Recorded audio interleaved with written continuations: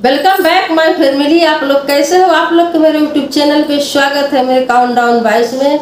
तो फ्रेंड्स, आज हम रिएक्शन वीडियो बनाएंगे मोहम्मद के ऊपर दर्दनाक जीवन, उसको रिएक्शन वीडियो बनाएंगे। वीडियो शुरू करने से पहले सब्सक्राइब, लाइक, शेयर कर दीजिएगा, बेल आइकन पे क्लिक कर दीजिएगा। आने वाले हर एक वीडियो के नोटिफिकेशन आप लोग को मिलती रहेगी। तो वीडियो स्टार्ट करते हैं। एक हिंदू पंडित से टीवी रिपोर्टर ने सवाल किया कि क्या इस्लाम तलवार के ज़ोर पर दुनिया में फैला है? इसके बारे में आपका क्या ख्याल है? इसके जवाब में पंडित ने कहा कि मैं खुद कुरान पाक पढ़ता हूँ, रमज़ान के रोज़े भी रख सकता हूँ, लेकिन इस्लाम तलवार के ज़ोर पर नहीं बल्कि कुरान, रसूलुल्लाह की सुन्नत और मोहम्मद सल्लल्लाहु अलैहि वसल्लम की सीरत से फैला है। अगर उन्होंने इस्लाम तलवार के ज़ोर पर ही फैलाना होता तो उसी दिन मक्का को फतह कर लेते जब इन पर ताइफ के अंदर लोगों ने पत्थर फेंके और खून से आपके जूते भर गए। तुम रिपोर्टर लोग जाकर खुद से ठीक से कुरान पाक को पढ़ो। कुरान कहता है भाई पढ़े जाके।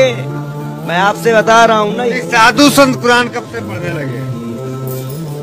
अब कल को अगर आपको ये मालूम चले कि रमजान में मैं शुक्रवार को रोजा भी रख लेता हूँ तो उसमें भी अच्छे से कित हो जाएंगे। नहीं, रोजा भी रखते हैं। इस्लाम तो तलवार की नोक पे फैला ना, ऐसा तो कहा जाता है ना।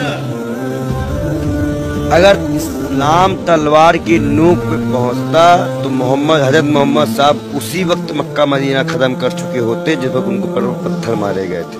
शांति से सुनो, उनके ऊपर पत्थर बरसाए गए थे ना, उनके पैरों की जूती तक में खून भर गया था, तभी इस्लाम खत्म कर देते वो। इस्लाम फैला है तलवार की नोक पे नहीं, कुरान पे, हदीस पे, हजरत मोहम्मद साहब की जीवन पे जाके पढ़ो कायदे से। ताइफ का सफ़र रसूलुल्लाह सल्लल्लाहु अलैहि वसल्लम की ज़िंदगी का सबसे मुश्किल और तकलीफ़ दे सफ़र था। कुरैश मक्का ने जब रसूलुल्लाह सल्लल्लाहु अलैहि वसल्लम की दावत को बार बार ठुकरा दिया तो आप सल्लल्लाहु अलैहि वसल्लम इस बात से अच्छी तरह से वाकिफ़ थे कि कुरैश जो कि मुद्दतों से शिर्क और बुत परस्ती के अंदर पड़ चुके हैं, इतनी जल्दी पैगाम हक़ को कबूल नहीं कर सकते। तो आप सल्लल्लाहु अलैहि वसल्लम ने मक्का के करीब शहरों के अंदर अपनी दावत का आगाज़ करने का सोचा और इस मकसद के लिए अपना सबसे पहला इंतखाब मक्का का करीबी शहर ताइफ को चुना। नबूवत मिलने के 10वें साल आप सल्लल्लाहु अलैहि वसल्लम ने अपने मुंह बोले बेटे हज़रत ज़ैद बिन हारिसा के साथ ताइफ का सफ़र शुरू किया। ख़ानदान बनु हाशिम की ताइफ के अंदर रिश्तेदारियाँ भी थी, यहाँ तक कि यहाँ के चंद कबीलों को आप सल्लल्लाहु अलैहि वसल्लम के मामू का ख़ानदान भी कहा जाता। मक्का के दौलतमंद लोग तिजारत और गर्मियाँ गुजारने के लिए ताइफ शहर आया करते क्योंकि ये बहुत ही ठंडा इलाका था। ज़रखेज़ ज़मीन, खूबसूरत मौसम और बागात की कसरत की वजह से यहाँ के बाशिंदे काफ़ी खुशहाल थे। यहाँ पर 3 भाई अब्दी, जालील, मसूद और हबीब इस कबीले बनु सुकैफ के सरदार थे। आप सल्लल्लाहु अलैहि वसल्लम इन तीनों से मिले और इनको इस्लाम की दावत दी। बनु सुकैफ अरब का मशहूर जंगजू कबीला था और ताइफ के आसपास के इलाके के अंदर आबाद था। ये आखिर तक कुफ्र का साथ देता रहा। इन तीनों ने आप सल्लल्लाहु अलैहि वसल्लम की दावत का इंतहाई बेरुखी और बदअखलाकी का सबूत देकर इनकार किया और हर तरह से आप सल्लल्लाहु अलैहि वसल्लम के साथ नाजेबा किस्म का सलूक किया। यहाँ तक कि आवारा लड़कों को आप सल्लल्लाहु अलैहि वसल्लम के पीछे लगा दिया जिन्होंने आप सल्लल्लाहु अलैहि वसल्लम को पत्थर मार मार कर ज़ख्मी कर दिया। सर से लेकर पाँव तक बल्कि नालैन मुबारक तक आप लहू लुहान हो गए। पिंडलियों और घुटनों पर गहरे जख्म आए, जिस्म से खून बहता बहता कदमों तक जा पहुंचा और कदमों से रिश्ता हुआ नालैन मुबारक तक पहुंच गया। नालैन मुबारक और कदम आपस में खून की वजह से चिमट गए। हज़रत ज़ैद बिन हारिसा आपको बचाने के लिए कभी आगे, कभी दाएं बाएं और कभी पीछे होते तो इनका भी सर लहू लुहान हो गया। पत्थरों की बरसती बारिश के अंदर आप कभी बैठ जाते तो ताइफ वाले आपकी बगलों के अंदर हाथ डालकर आपको दोबारा से खड़ा कर देते। आप चंद कदम चलते, फिर बैठ जाते और दोबारा से आपकी बगलों के अंदर हाथ डालकर आपको खड़ा कर देते और फिर से पत्थर बरसाते। मशहूर मुस्लिम मौरिख इब्ने हशाम बयान करते हैं कि जब आप सल्लल्लाहु अलैहि वसल्लम इन पत्थरों की बारिश से लहू लुहान होकर बेहोश होकर गिर पड़े तो हज़रत ज़ैद बिन हारिसा ने आपको उठाया और करीबी पानी मौजूद था, आपको वहाँ पर ले गए ताकि आपके खून के धब्बों को धो सकें। कुछ ही देर के बाद जब आपकी तबीयत संभली तो करीब के अंदर ही एक अंगूर का बाग मौजूद था और इसकी सायादार बेल के नीचे थोड़ी देर के लिए आप सल्लल्लाहु अलैहि वसल्लम लेट गए। इसके बाद आपने सोजो गुदाफ, तड़प, दर्द और जख्मों की हालत के अंदर अल्लाह ताला से ऐसी दुआ फरमाई जिससे अल्लाह का अर्श तक कांप उठा। उस दुआ के अल्फाज कुछ ऐसे थे, ऐ अल्लाह मैं तुझसे ही अपनी बेबसी का शिकवा करता हूँ। ये लोग मुझे रुसवा करना चाहते हैं, इसका शिकवा भी मैं तुझी से करता हूँ। ऐ सारे मेहरबानों से ज़्यादा मेहरबान, ऐ मेरे परवरदिगार आप मुझे किन लोगों के हवाले कर रहे हैं जो मुझसे दूर हैं, जो मुझसे मुँह चिढ़ाकर बात करते हैं, और अगर तू भी मुझसे नाराज़ नहीं तो मुझे किसी भी बात की परवाह नहीं। खुदावंद तेरी आफ़ियत का दामन बहुत ही वसी है। ऐ अल्लाह मैं पनाह मांगता हूँ इससे कि मुझ पर तेरा गज़ब पड़े या अताब नाजिल हो। اے اللہ میں نے تجھی کو منانا ہے اور اس وقت تک منانا ہے جب تک کہ تو مجھ سے راضی نہ ہو جائے۔ اسی وقت حضرت جبرائیل علیہ السلام آسمان سے نازل ہو کر عرض کرتے ہیں کہ اللہ فرماتا ہے کہ آپ مجھے حکم کریں کہ ان 2 پہاڑوں کو اٹھا کر ان کے درمیان ان لوگوں کو جنہوں نے آپ کو تکلیف دی چکی کے آٹے کی طرح پیس ڈالوں۔ نبی رحمت نے جواب دیا کہ نہیں، رہنے دو، جانے دو، ان کو معاف کر دو، یہ لوگ نہیں تو مجھے یقین ہے کہ ان کی آنے والی نسلیں ضرور اسلام لائیں گی۔ اور دوسرا، رسول اللہ صلی اللہ علیہ وسلم کو اس بات کا علم تھا کہ اگر میرے عرب کے لوگ اس طرح سے مارے جائیں گے تو رومن اور پرشین امپائر کے قلعوں کو کون فتح کرے گا؟ قریب ہی مکہ کے مشہور سردار عتبہ اور شبیہ بن ربیہ کا باغ تھا۔ اس وقت یہ دونوں بھائی وہاں پر موجود تھے۔ انہیں غیرت آئی کہ ہمارے شہر کے ایک معزز شخص سے طائف والوں نے کتنا برا سلوک کیا۔ چنانچہ اپنے غلام کو انگوروں کے خوشے دے کر آپ صلی اللہ علیہ وسلم کے پاس بھیجا اور اس کا نام تھا عداس، اور اس غلام عداس کا مذہب تھا عیسائیت۔ رسول اللہ صلی اللہ علیہ وسلم نے بسم اللہ الرحمن الرحیم کہہ کر انگور منہ کے اندر رکھا تو عداس نے حیرت سے کہا، یہ کلام تو یہاں پر طائف کے لوگ نہیں بولتے۔ رسول پاک صلی اللہ علیہ وسلم نے عداس سے پوچھا کہ تم کہاں کے اور کس مذہب سے تعلق رکھتے ہو؟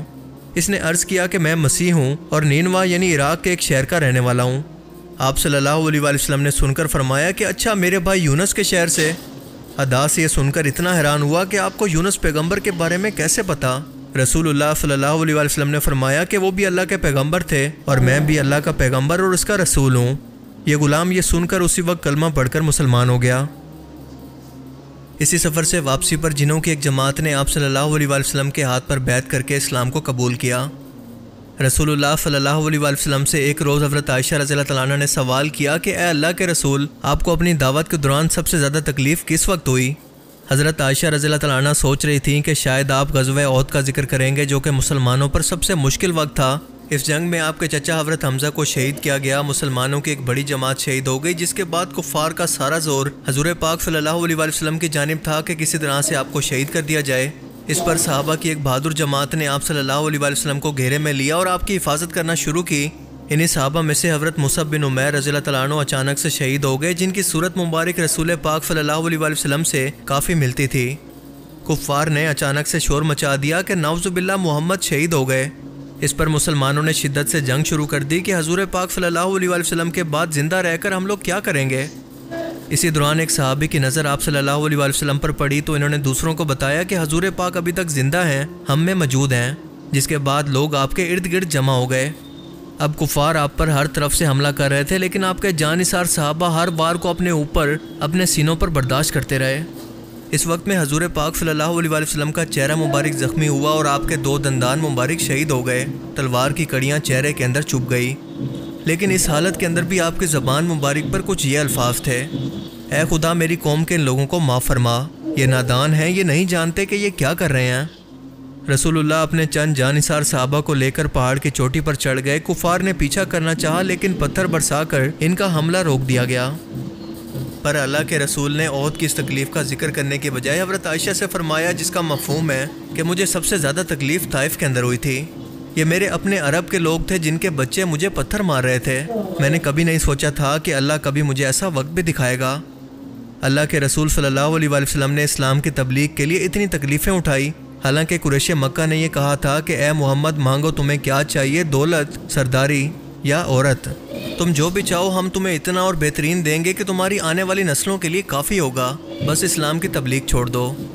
مگر اللہ کے رسول صلی اللہ علیہ وسلم نے فرمایا کہ اگر تم میرے ایک ہاتھ پر سورج اور دوسرے پر چاند لا کر رکھ دو، میں تب بھی اسلام کی تبلیغ کو نہ چھوڑوں، کیونکہ یہ ذمہ داری مجھے اللہ نے دی ہے۔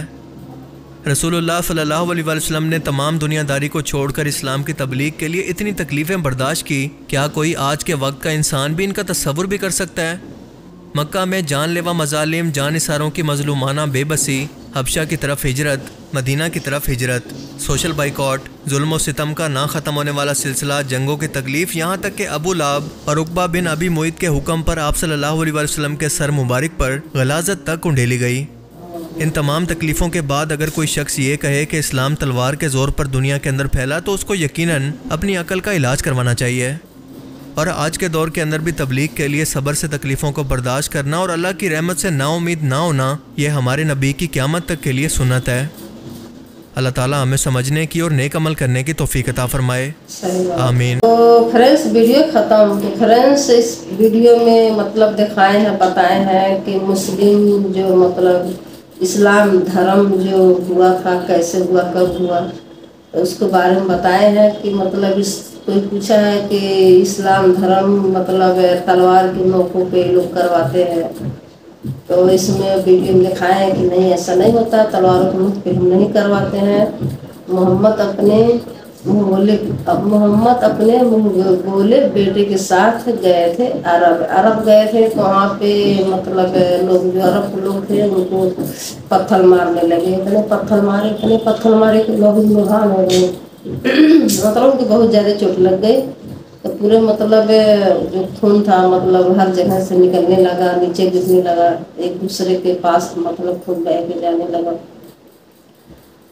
तो मोहम्मद बहुत माने अफसोस कर रहे थे कि अल्लाह ताला हमको ये भी दिन दिखा रहा है, ऐसा अल्लाह ताला कर रहा है। चलो भाई, अल्लाह ताला के जो मतलब मंजूरी है वो हम करते हैं, हमारे साथ होता है। तो इस वीडियो में मतलब इतना दिखाए हैं, समझाए हैं कि तलवार के नोक पे इस्लाम कबूल नहीं हुआ है। वो नबी जो थे मोहम्मद थे, मतलब उनके मतलब प्यार की बदौलत से सब हुआ है। बहुत मतलब कुर्बानियाँ सहे हैं, उसके बाद जाके मतलब इस्लाम धर्म इतना फैला है, तलवार के नोक पे नहीं फैला है।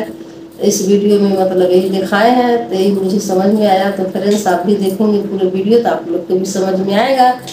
तो फ्रेंड्स सब्सक्राइब, लाइक, शेयर कर दीजिएगा, बेल आइकन पे क्लिक कर दीजिएगा, आने वाले हर एक वीडियो की नोटिफिकेशन आपको मिलती रहेगी। तो मिलते हैं नेक्स्ट वीडियो में। Bye bye friends.